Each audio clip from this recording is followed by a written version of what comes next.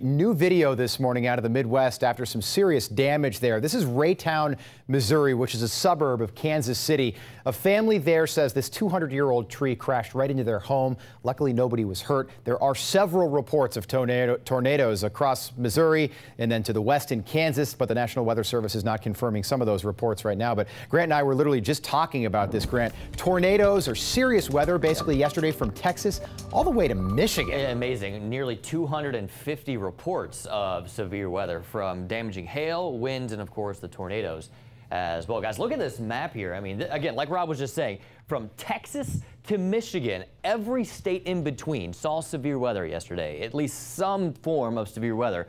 Hail, damaging winds, tornadoes, or just heavy rainfall to go along with it. So an active weather day yesterday. It was an active weather day on Tuesday, and today we're expecting another severe weather outbreak anywhere from Texas, not just up to Michigan, but even into the Northeast, where the slight risk of severe weather extends all the way into western Massachusetts. It's that time of year where they're in the severe weather season, and we're just chilling under high pressure. And it's that high pressure system that's been blocking the flow. Usually you see these progressive weather patterns, they move out and it's no longer an issue. But because we've been dealing with this high pressure system, our weather has been exactly the same every day.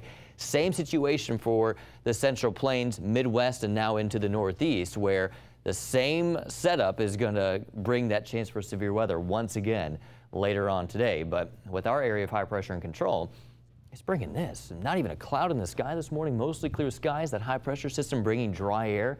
So not just sunshine, but also the low humidity values, or drier air, really keeping us comfortable through the afternoon, even the morning hours as well. But an easterly flow, once again, it's that easterly flow. As the air moves across the peninsula, it warms up a lot more efficiently. So temperatures once again in the upper 80s to near 90 degrees today. Tonight, back down into the mid-60s. It's day after day after day of the same weather until we get into the weekend. The weekend's going to bring in that moisture that's producing widespread showers over the Bahamas. That will bring us a building chance of rain as we make our way into Saturday and Sunday. Watch here. This is a graphic showing you the available moisture in the atmosphere to produce precipitation. Watch this little bulb of moisture moving over the Florida Peninsula as we make our way into Saturday. It's right over Tampa Bay through Saturday afternoon. So I think we have a decent chance of some scattered showers, maybe even a couple of thunderstorms into Saturday. I don't think it's severe weather, but certainly a good chance of rain. And then we'll keep that small chance of rain around as we go into Monday and Tuesday of next week as well. In the meantime, clear skies in downtown Tampa right now. Beautiful conditions, temperatures generally in the 60s, a few in the 50s, even St. Pete in the 70s.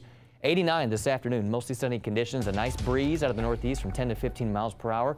7-day forecast isn't bad, though we do have that chance of rain over the weekend, upper 70s next week, 20 to 30% chance of rain with high temperatures still in the upper 80s.